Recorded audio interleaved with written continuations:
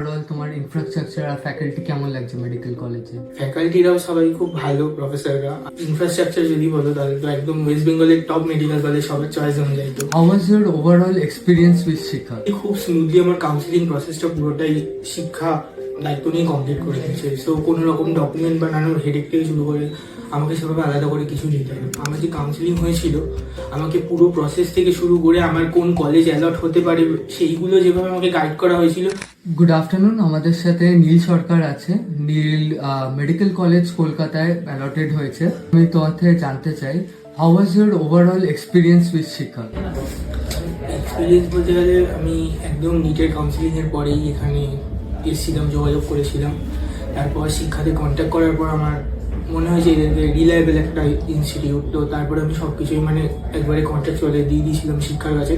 তারপর খুব স্মুথলি আমার কাউন্সিলিং প্রসেসটা পুরোটাই শিক্ষা দায়িত্ব নিয়ে কমপ্লিট করে দিয়েছে। সো কোনো রকম ডকুমেন্ট বানানোর হেডেক থেকে শুরু করে আমাকে সেভাবে আলাদা করে কিছু নিতে হয়। তুমি 2023 এর পাস আউট, তুমি 2025 এ এত ভালো স্কোর এনেছো। তোমার কি তুমি দেখেছো 2023 আর 2025 এর ডিফারেন্স? 2023 থেকে 25 এর দিকে দেখতে গেলে কোশ্চেন প্যাটার্নে আস্তে আস্তে প্রচুর চেঞ্জ এসছে। ভালো করে কনসেপচুয়ালি সবকিছু পড়তে হবে। আগে যেমন একটা ব্যাপার ছিল যে এনসিআরটি পুরো আর কি মুখস্থ করে গেলে কাইন্ড অফ হয়ে যেত ব্যাপারটা, ওটা করলে এখন আর হবে না।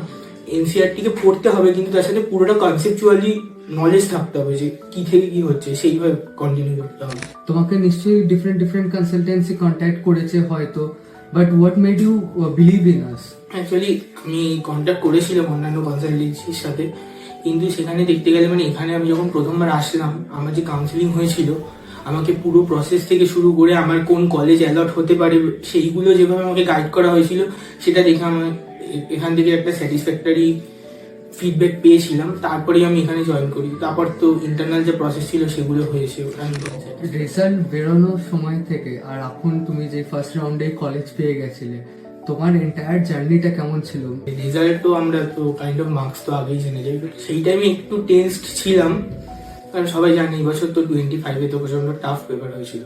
কিন্তু তারপর তো র্যাঙ্ক আসলো, র্যাঙ্ক আসার পরে বুঝতে পারলাম যে ভালো কলেজ হবে। সেখানেও কিছু কোয়ারিজ ছিল যে কোন কলেজ নিব, তো সেটাতেও শিক্ষার থেকে ভালো গাইডেন্স পেয়েছিলাম। তারপরে আর তো সেভাবে কোনো প্রবলেম হয়নি। তুমি যেমনি কাউন্সিলিং এ ছিলে, তো do you feel an expert কাউন্সিলরের দরকার, না নিজেও সবকিছু করে নেওয়া যায়? দরকার বলতে গেলে এই যে ডকুমেন্ট অ্যারেঞ্জমেন্ট, খুব কম সময়ের মধ্যে আমাদেরকে এগুলো করতে হয়, সমস্ত ডকুমেন্ট অ্যারেঞ্জ করে ঠিক করে ভেরিফিকেশন করানো।